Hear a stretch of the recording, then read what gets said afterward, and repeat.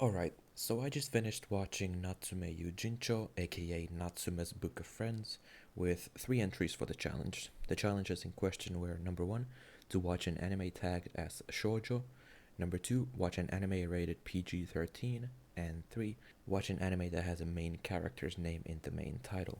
The entries were specifically Natsume Yuujinchou Roku, as in Season 6, Natsume Yuujinchou Roku Special, and Natsume Yuujinchou Movie Ephemeral Bond. Now, I drew some comparisons to this show in the Mushishi video, since I had started Natsume way before, but I'll still make a clear distinction.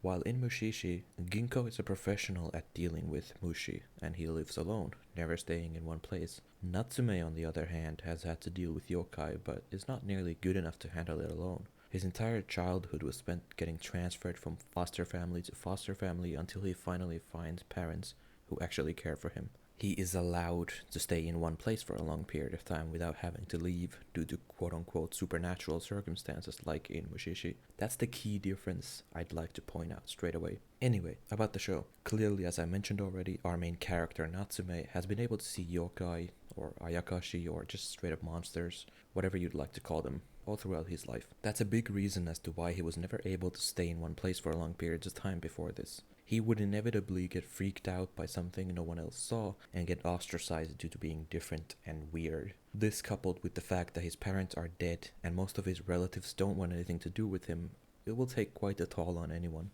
His rough childhood, obviously enough, has given him severe trust issues, and he doesn't seem to want to involve anyone in his life, simply due to the inevitable disappointment he would have to face. Now, enter stage left, the Fujiwara family, who were unable to have kids of their own and genuinely want to care for him and adopt him. This is the real game changer, and I'll leave their initial experiences out for you to watch on your own. Now that the family and home issue has been solved, we can talk about the namesake of the show, the Book of Friends. It's a powerful book where, if a yokai's name is written on it, the book's owner can control that specific yokai. It was an inheritance from Takashi's, as in Natsume Takashi is the character's name, grandmother, Reiko, who was also able to see yokai, and as we come to learn during the show, she also lived a very much unstable and lonely life due to being different from the others. Takashi, however, wants to get rid of these names in the book, for reasons that I'll, again, leave up to you to watch. During the very early times in the show, in the first season, Takashi comes to meet with this pig cat looking creature known as Madara, or more affectionately, Nyanko sensei. He's a bit of a tsundere in the sense that he keeps saying how Takashi is just annoying, that he'll just grab the Book of Friends eventually, but essentially he works as a bodyguard for Takashi.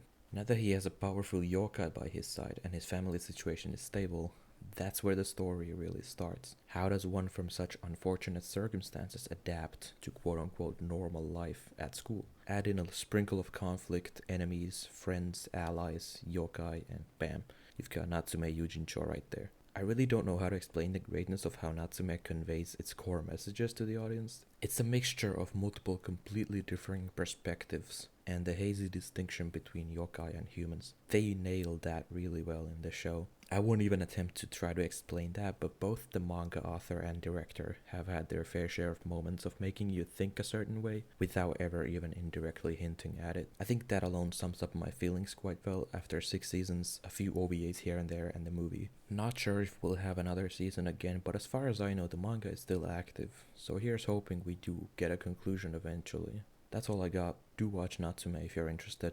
See y'all in the next part.